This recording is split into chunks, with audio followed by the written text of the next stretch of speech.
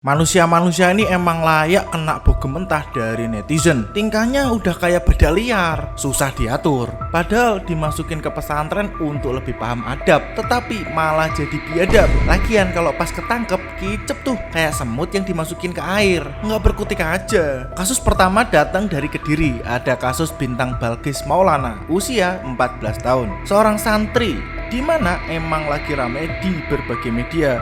Karena meninggalnya Bintang nggak wajar. Pada awalnya disebut bahwa Bintang meninggal karena jatuh di kamar mandi, tapi ditemukan banyak luka lebam di tubuh jenazah. Kan nggak masuk akal banget, jatuhnya emang yang kayak gimana? Kok bisa seluruh badan lebam sama pukulan? Ada luka bakar sama sudutan rokok. Ini kan udah aneh banget. Apanya yang jatuh dari kamar mandi?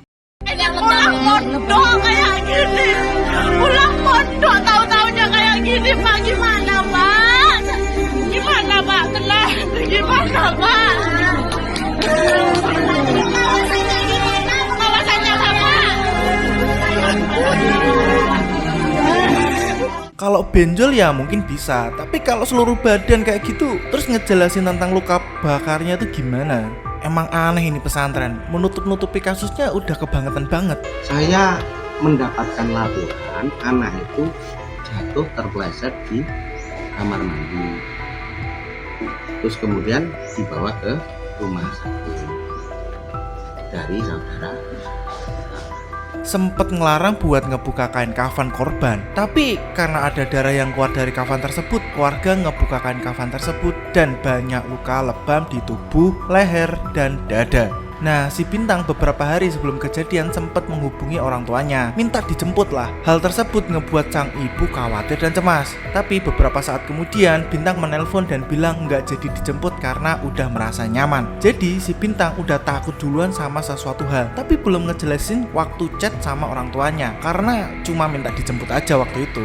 Hal yang janggal adalah pihak Ponpes yang awalnya menutup-nutupi kasus ini. Tapi akibat video viral yang dibuat pihak keluarga, akhirnya polisi turut menyelidiki. Terus juga yang bikin ibu Bintang sakit hati, penganiayaan tersebut dilakukan oleh ponakannya juga. Yanti nggak menyangka bahwa kok bisa keponakan dan teman-temannya setega itu. Karena kasus ini membuat Hotman Paris tergerak untuk memberikan dukungan kepada ibu Bintang dengan mengirim tim 911 milik Hotman Paris untuk pergi ke Kediri. Belum lagi fakta yang bikin konyol, ternyata pihak Ponpes ini tidak memiliki izin dan disebutkan kalau Ponpes ini ilegal. Keadaan Ponpes tersebut belum memiliki izin operasional pesantren.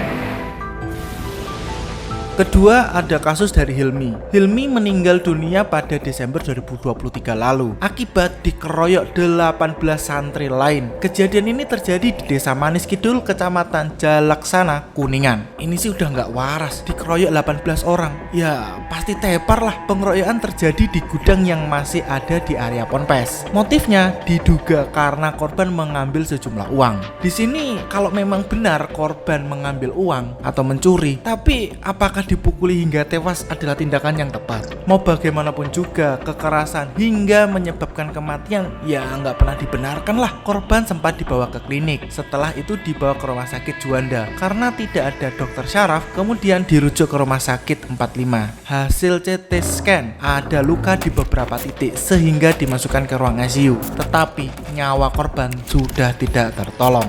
Jadi 18 orang ini melakukan pemukulan atau pengeroyokan terhadap salah satu santri yang ada di Ponpes di Kuningan ini ya.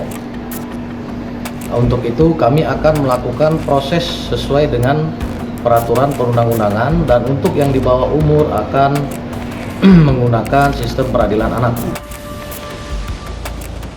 Kasus ketiga ada kasus Albar Mahdi. Korban merupakan santri di Ponpes Gontor, salah satu ponpes paling terkenal di Indonesia. Kasus ini sempat viral pada September 2022 karena pengacara kondang Hotman Paris ikut membantu pengusutan kasus ini. Tahu siapa pelakunya ya?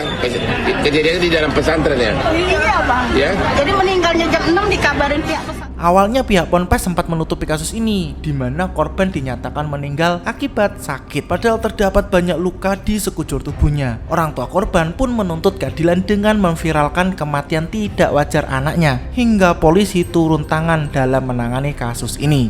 Kasus ini berawal dari korban Albar Mahdi dan dua saksi RM dan NS menghadap MFA dan IH di ruang Aku Purkap terkait evaluasi barang hilang dan rusak. Setelah itu, MFA dan IH memberikan tindakan hukuman kepada korban Albar Mahdi dan dua saksi RM dan NS, yaitu dengan cara IH memukul menggunakan batang tongkat pramuka ke bagian kaki dan melakukan pukulan tangan kosong ke bagian dada. MFA memberikan hukuman dengan cara menendang di bagian dada. Kemudian tuh sekitar pukul 6.45 WIB, korban AM terjatuh dan tidak sadarkan diri. Di rumah sakit setelah dilakukan pemeriksaan oleh tenaga medis diketahui Albar Mahdi sudah dalam keadaan meninggal dunia. Saat keluarga menerima jenazah, didapat darah yang keluar dari mulut. Kemudian keluarga korban histeris dan memberi surat pernyataan untuk disampaikan ke pimpinan Ponpes Modern Darussalam Gontor. Pada Juni 2023 tahun lalu, pengadilan memutuskan dua pelaku divonis 8 dan 12 tahun penjara.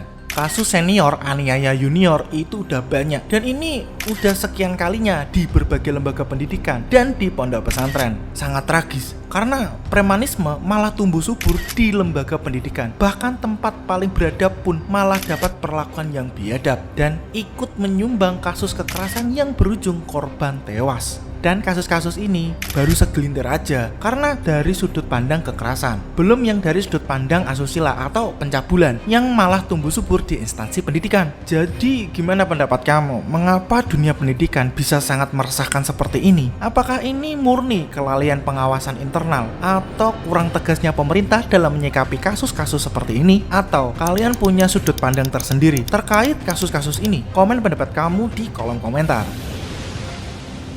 Dan jangan lupa untuk like dan subscribe, atau kalian juga bisa bantu channel ini dengan nyawer dari link yang ada di deskripsi. Terima kasih udah nonton, tetap jaga kewarasan karena kekerasan bukanlah solusi. Dan ini Relung Nalar.